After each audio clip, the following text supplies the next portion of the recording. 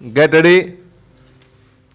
Start. Sir, the budget has been variously described and criticized as one that increases the burden of the common man, one which gives concessions to the rich and encourages foreign investments. I agree, sir, that it is all this and much more, but it certainly is not a highwayman's budget. To my mind, sir, the budget is sincere, consciousness, and at the same time, it is a bold effort on the part of the finance minister who is charged with the heavy responsibility of finding resources for the 10th five-year plan. This plan, to my mind, sir, is not at all ambitious in view of our needs. It may be looked upon as a rather heavy demand, but looking to our needs, it is not very ambitious.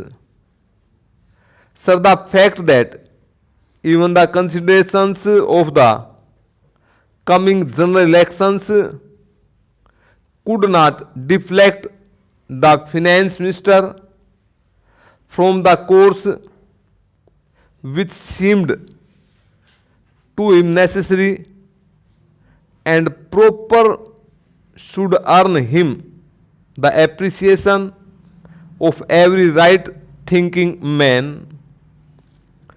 The common man's interest, as I said, is nearer to our hearts than perhaps some others can claim, or at least it is equally nearer to us, and yet there come times in a nation's history when it becomes necessary for the people to postpone the fruits of their labor and enterprise to secure the future. Here also, sir, opinions may differ. According to the Communist Party, such a time came during the last Great War when they were exhorting people, the common people, to contribute their full might to the war effort.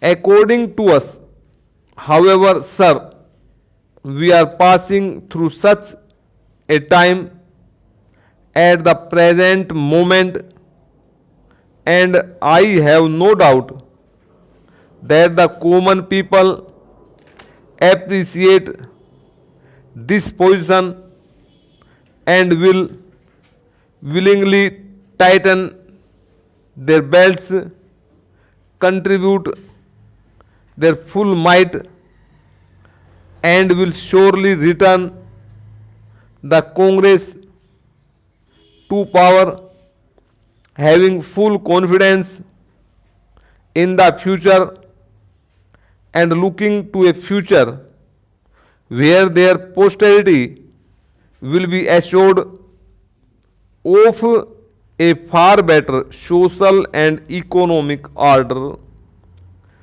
Who, sir, does not sympathize with the difficulties of the common man? As a matter of fact, most of us come from that class, and I am sure the finance minister would have liked to do away with some of the levies. None would have been happier if he could have done without these new levies, but there are, sir, certain very imperative limitations. We are passing through a critical period.